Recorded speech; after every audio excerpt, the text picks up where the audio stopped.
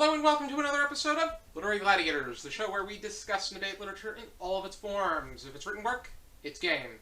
Let's meet the panel.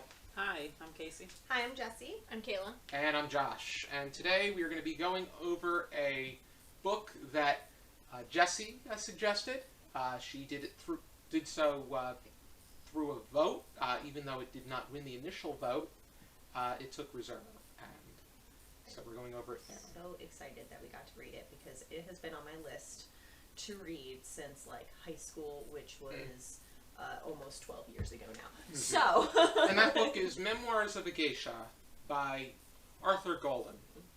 And Jesi, you have a discussion starter? I do. So I don't know. I'm kind of asking this with the assumption that everybody kind of went into, this book with the same kind of generalized thought. You didn't understand exactly what a geisha was, what they went through, how they became geisha, since it was very much a secret life up until this book came out, basically. So, did your feelings and thoughts about what a geisha was change after you read this book? Yes. Absolutely. And first of all, this book felt so real that it almost seemed like a bit of a shock to hear that this was actually the characters and the specific characters were invented. It was, the things that happened really happened to the geisha, but it read off as if it was a memoir. And, but I personally felt that it was I felt the sense of that the world of being a geisha is a bit cruel, and to me it's almost a less sexual and more glorified version of prostitution and servantry. I went into this thinking, I felt like everybody kind of knows what a geisha is or was, where it's like a very fancy lady of the night, they did some other things and they dressed nicely. They were more of an escort as opposed to a prostitute, but I kind of gained, actually, after reading this, a little bit of respect for the women that had gone through this, which, they had to go to all this schooling, and they were, they had to do things certain ways in order to make money, and then they have that whole hierarchy inside each of the Okias, and it's so much more in depth than I felt like, than what you originally think. You're just thinking, oh, prostitute, lady of the night. It's like, no, it's so much more. Yeah. I have respect for all of them except for Hatsumomo. Well, yeah, Hatsumomo. I lost respect for her a long way through. Yeah, but, not Hatsumomo. But aside from her, I would say that what they have to go through. The issue, though, the reason that I say prostitution and servantry is that Chayo or Sayuri was forced into this lifestyle. It wasn't like she chose it. She didn't say, I want to become a geisha with my life. Her mother was sick, her dad was aging, and her sister were sent to live off elsewhere. And in her case, it was with Mrs. Nida. First, it was through Mr. Tanaka, who owned the seafood plant in the neighborhood. But the fact that, and this is with Chayo, she was the fact that she was going to either be a geisha or a maid. Granted, during this time, her being a woman didn't help matters, but still, it was it's saddening in some. It's saddening, and I think what I found to be, because again, this is one of those books where I saw the movie first. Same. And one of my close friends in high school was like, no, you have to read the book. It's one of my favorite books. Read it. So now I finally got to read it. And again, like the movie, you know, leaves out a lot of the details that I feel are really important to understanding how geisha became geisha, and not even just how they became geisha, but the different hierarchies. How there's the apprentice, and then there's the actual geisha, and then there's the after 30 geisha, and you know, all of those little details and how much time they have to spend, you know, in front of the mirror to put their makeup on just right, because if they don't, then they're considered a disgrace and they're not going to make as much money. And it's, to me, it was sad because they never really went into depth, like what happened with her sister. I can't. Satsumi. Satsu. Yeah. Satsu. That's it. I was like, I can't remember her name. The movie never went into depth with that. So when I read the book, and I was like, oh my gosh, she was a prostitute. Yeah, she was sent Whereas off she with a was maid. sold to geisha, and there's a huge difference Yeah. between the two. She was sent, she went off with a man. Yeah, she finally got away from 'Cause she the was gonna, terrible life. And Chaya was going to escape with her, but her she she broke her yeah, arm. she broke her. She fell off the roof and broke her arm, and it prevented her from really getting anywhere. So I don't know. I personally, I liked the first half of the book a little bit more. I found it to be more interesting than the whole. I would say after, I agree, post-war. because I think that after it really, I think they concentrate a lot on her upbringing. They really, after the second half, and I would say post-war, it becomes it concentrates on this lens of her relations with the men. But aside from that, it becomes very choppy. Yeah. And I think, I think I understand why they did it, because in a way, like you said, the book it's historical. So, you know, they of course want to cover what happened after the war, after the geisha districts closed, and, you know, how they tried to continue living their lives, but it was significantly different than what it was before Japan got involved in the war.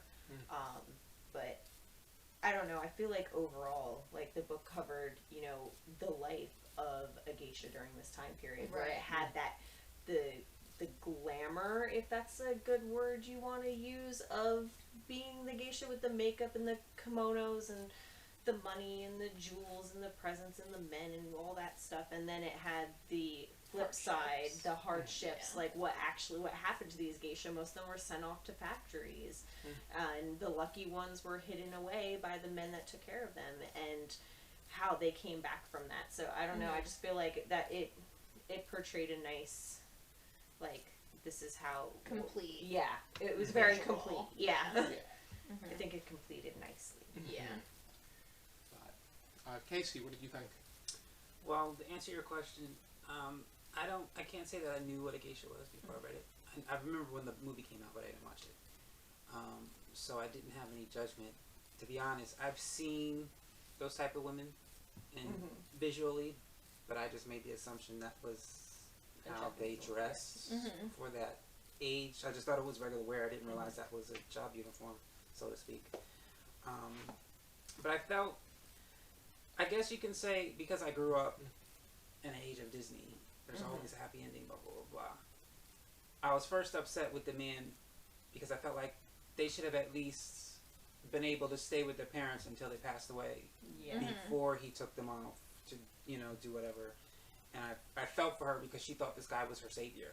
Yeah. And he ended up being Yeah. It the seemed complete like opposite. It seemed like he was going to put them in a great environment, because initially they were playing with his daughter, and it seemed like they were going to be taken great care of, but they had no idea that he was going to send them to other outlets Right. where they would serve their greater needs, and by greater needs, more so their greater wants. Right. So, It was so sad. yeah. And like they had no idea, and then you could tell, like, in the way it was written too, how it's just like how scared Yeah. these girls were. And because, I mean, if you think about it, when that first encounter with the doctor, the lady doctor, at like, what was it, 9 Right. and 12 years old, Yeah. and she's like, nope, open your legs, let me see what's going on. And you're like, yo, I'm 9. Like, Yeah. what Yeah. are you doing down there? Yeah. It's like, and she's pinching them and she's hurting them, and like, that's scary. Yeah. And especially, and I mean, like, Mm. I'm a girl. I know at 9 years old, that would have freaked me Yeah. out. I wouldn't have even known what was going on. Yeah, and like, and so to kind of like imagine what these girls like were going through as Yeah. they had to, you know, grow up and learn about, you know, themselves and sex, you know, Yeah. from like, okay, well, your body is an Doesn't belong object to for you. sale. Yeah. It doesn't belong to that you. was quite something when the first person that she was that had the opportunity to have their way with her was Dr. Crab, who was so weird. I can't Yeah. help Oh, but he think was Yeah. weird. I can't Yeah. help but think of Mr. Krabs, Mm-hmm. only without the only different. He's just the way that. I pictured like really big Yeah. glasses. Yeah. But the way that he engaged in his sexual interaction was just, it was weird. It was almost as if it was a medical procedure. Mhm. And that's what I got the vibe of, and then she pretty much assured that, yeah, it did feel like a medical procedure. But at the same time, it's like and the way oh my gosh, Mama Hay. Why can't I think of anybody? Mama Hay. yeah. Mama Ha. Mama Ha. Yes, thank you. Mama Ha. Yeah, that's it. I remember. I did steal some audiobook time to figure out how to say all the names. But how she described what her first sexual encounter was going to be like, it's very, it's like, just crazy. rough. Yeah, it's like it's almost like a child story. Well, there's an eel that's got to find a cave to live in. Oh, Yeah. And that it's one was like, just- that's how that's being described to these girls. Mhm. And, you know, we think about how, like, modern day, how it's, children learn it differently, the anatomically correct way, I should say. Mhm. So they're Clinical more prepared. way, Yeah. So they're more prepared for what's about to happen. Here she's Mm. like, an I don't eel? understand. Like, what is Yeah. an eel? Yeah. Oh, is that it? Like, this Yeah. poor girl. But she's not even allowed to ask questions. That She would- just has to kind of be like, okay, what's happening? Yeah. That would make for just a, Yeah. that would make for just the weirdest children's cartoon demonstration. And I think it's extra. I feel like it's something you'd find on Sesame Street. It's even more important, like, reading this as a woman, because, like, we understand where she's coming from, you Mhm. know, and, like, we've also been through a period of our lives where you feel like you had to get made up, and you had to do this, and you had to do that, and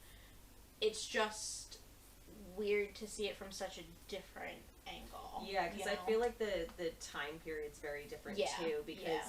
you know, nowadays you don't have to be made. You don't up. have to do like, anything. You don't have to do anything. Like, Yeah. no woman's required to No. do. No. You know, I and don't we have can't to come from a perspective of needing to be a certain way. Yeah, and whereas these women, you know, I have to look perfect, I have to have the right kimono, I have to have the makeup right, or no man's gonna essentially sponsor me Right. and support me and take care of me. Like, these women need a man, Mhm. and they need a home, and they need the money, so they just do what they can to, you know, get what they need. Right. And it was definitely a way of life as opposed to just making a living. Mm-hmm. There was, and how It they was even, from like sun up to sundown. Like, exactly. It was It how they lived it was their lives. 24/7 even, Yeah. because you know, you had a good example was how Hatsumomo was treated at the very beginning when Mhm. Pumpkin and Sayuri were young.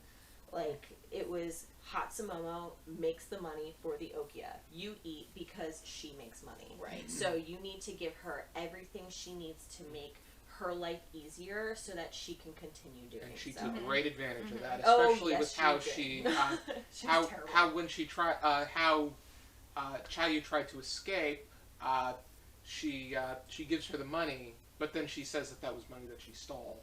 Yeah, she was just so cool. Yeah, she did everything she could to destroy Chayo. And or I Sayuri. loved how Mameha was like, oh, we're gonna destroy her, but we're gonna do it the passive aggressive way, because passive aggressive is way better than violent outright nasty. And they certainly did. Mhm. Yes. Disappeared. I think Well, she you were waiting for it. Yep. Because she had it She totally had coming it to her. coming. Oh, yeah, Because she it had was it like, Mhm. no matter what. Well, first of all, she was always starting stuff, like with people who did Yeah. nothing to her. Yeah. Yep. And it was like, no matter what anyone did, she felt. I guess she felt jealous of the other girls. that They might Absolutely. take She was something from threatened, her or yeah. whatever. So I guess she felt the need to do that. And every time I was like, when is someone gonna get her? Like, Somebody do do something. to her. Do something. What did you guys think of Mother and Auntie? Mother was Mother was a pretty shrewd, frugal, tell it like it is kind of person. She struck me as like greedy, Mm. like straight up greedy. Like I don't Kind of care. expect, It like was how you pretty would, much- like money. almost Yeah. like cliche how you would expect somebody who runs a system like that to Mhm. be. Yeah. Yeah. Like Mm-hmm. ugly and just get me my money. Mm-hmm. Mm-hmm. But I liked Auntie. Yeah. I mean, I She was liked her, kind of but like I a didn't. beacon. Like, she was trying to help Yeah. the girls, Mm. but she was like, listen, You gotta I do can what's only right get for you so Yeah. far. Mm-hmm. If you get caught, I'm gonna have to beat you. Mm. Like, that's just Mhm. It's the way it is. how this works. Yeah. Mm-hmm. It, And then you had Pumpkin, who started out as a pretty decent peer to Chayu or Sayuri, but then Hatsumomo's influence started to brush off onto her. Mm-hmm. I felt really bad for her because I feel like she didn't want, like, she knew it was brushing off onto her and she didn't want it. Like, Yeah. she hated Hatsumomo and she didn't want to be like her. But then, you know, Toward the ultimately end, as she though. went Yeah. through life, like, she had to because that was all she knew. Right. The best part, best part of the whole story was when they were doing that. It was a Big Liar, the game. Oh my gosh, that was That was great. hysterical. She's like, obviously the dog turned blue demons. Oh, I love that. That That's was the true story right either there. And you're like, a dog what? changed colors, or I was early for work and I beat my secretary. That was I great. beat my secretary to work. And she was like, no, this dog changed colors twice. Blue first, then red, which is obviously a demon color. That's the truth right there. And I liked how it got so bad. He just, He's like, are you kidding me? yeah, it was just. It's like, which one's true? I'm here right now, or a little man jumped out of my desk. And she's Yeah. like, you're here. like she had to think about it. He was going to say something else, but he. He goes, no, but you'll he believe couldn't. that. Yeah, he said that. You would believe. It was Talking something. Yeah, it was a talking animal of some sort. Yeah, like if she believes in talking fish, then of Yeah, course she'll I think believe it in was a this or fish. something like that. He's like, I just don't want her to drink anymore. Mm-hmm. She's getting ridiculous. Yeah, that's quite an interesting drinking game. But you know, I found it so interesting about like, you know, all the schooling the girls had to do, because it wasn't just about the makeup and the clothes and how to wear them and what to do. It was also like they had to know instruments and they had to know how to sing and they had to know how to dance. They had to know tea ceremonies. They had to know literally everything that would have to be known to that any man might be interested in order to entertain him. They had classes on conversationalism, like how to talk to people and keep the conversation going so that it doesn't die down and people get bored. Right. Because if people get bored, then you don't get paid. And it was just like you had a whole school like teaching all these different arts, and it just kind of, I don't know. Like I said, it kind of gave me like a respect for what these women went through. Oh, As much as I absolutely. hated Hatsumomo, it's like she still had to go through that too, and it's like that's a lot. I to think go my through. respect though for her, the things that she did. Oh yeah, no, she was whatever terrible. respect I I didn't had like her for as a her. person, but to go through what she did and have to work her way up to be as successful as she was, she had to know these things. Yeah. She had to be good at something. She had to do these things. She was So- making the money for the Okia for a reason. Exactly. So it's like Well, she I might have been think cruel, but she That's still why they endured. left her alone for so long. Yeah. She was the money maker. left her And she's the unchecked only and- But it gave yeah. her no excuse to do what she did. Yeah. Right. So that's just where I stand. The other thing I was, I guess you can say, kind of happy that she got to be with the guy at the end that she liked so much. But at one point I was like, wait a second, she met this guy when she was like 9 or 10, Yeah. and he was 20. Yeah, and he was- I yeah. like, wait a second, Yeah, that doesn't we're work. like, wait a he minute. saved her That's a for bit, some. He helped her out in a situation, and she realized that that's the guy for her. Which, like, I mean, I get it, and like that's a cute little love story and all, but I don't know. Mhm. Even though he was described terribly, like I liked Nobu. Like he took care of her. Like the whole reason she didn't go into a Yeah. factory was because he was like, "I'm here for you because I like you as a person, not as a geisha." And she was like, "Oh well, I like the like chairman the better." head of Yeah. your company, Mm. which could be you, but I could also be that guy. Yeah. And if I don't say, then Nobu was a little bit complex. he was. I mean, he Him was. and He him, he yeah. seems like that grumpy old man Yeah. at like just the grumpy Yeah, old he's man. very Yeah. easily Yeah. agitated, especially when he doesn't get his way. Which I get it, but at the same time, it's like, you know, who was there for her in her Yeah. times of need all the time? Mm-hmm. Nobu. Yeah. And then she's like, no, but the chairman gave me ice cream when I was 9. Mm. I don't know. I didn't. The heart wants what the heart wants. I mean, I get it, Yep. but at the same time, you're just like, you know, he would have been so good to her if he were Donna, I whatever wonder it's though called. if any geishas actually read this and can actually say yeah or no. That's a hard. It's, It's- what yeah. I read, it's very. This Arthur Golden has a huge background in Japanese history, and person that translated it interviewed an actual geisha. Yeah, I was that gonna say helped put this mine had a together. forward that. Mine does too. I think, too, like, after this came out, a couple of other memoirs about geisha came out. Yeah, I was gonna say I think this was Yeah. like the original, like Yeah, the first yeah. This is the geisha. prime. prime Because memoir. they had such a complex life, and Yeah. like so, and like I know I said the word glamour before, and I don't mean glamour as in No. shiny, like they lived the best life, but Like, almost like glamour, like a veil. Like, yeah, Mhm. yeah, and it's like, and but then you also have some of the cases where like the men who were kind to the geisha and that they bought. It's like, yeah, they're buying them, but they're also showering them in gifts, and Yeah. they're being good to them, Mhm. and it was a rare occurrence, but it was did happen. It Yeah. happened. Yeah. And I mean, these girls basically partied for a living, and I don't mean party as in like, yeah, party, but like, they out every night in beautiful clothing that Mhm. cost more than the house they lived in. Right. I don't know, it's just, I found it so interesting. Mhm. I really liked it. Do we have any final thoughts? I think we pretty much covered Aside it. from I really liked it. I really liked it. Yeah. I Well, did. It was this really good. and well, prior to coming here, I've Mhm. always said I don't mind reading, but I would never read a novel. I would never read a book that thick. I've always said that. And so when the list came out and I saw Green Mile and Memoirs of a Geisha, I was like, Oh, crap. I'm gonna just try it. Just I'm try gonna just it. try it first. Hmm. And one of the things I realized is that it's not so much that I don't like reading. It's I don't like. In school, it seems like all the books that they chose were boring. Yes. So it Yeah, made me kinda think like I don't like reading. So when I reading The Green Mile, and for me, because this is my first time reading thick books, I had to read them back to back. So I would read like chapters 1, 2, 3 of one book, and then I would switch to the other book. And then Okay. I, would read I back to used to back. have to do that. Yeah, And I get it. I was excited that I got to complete both of them, and then it also made me realize I do like reading You because do. the stories were good, Mhm.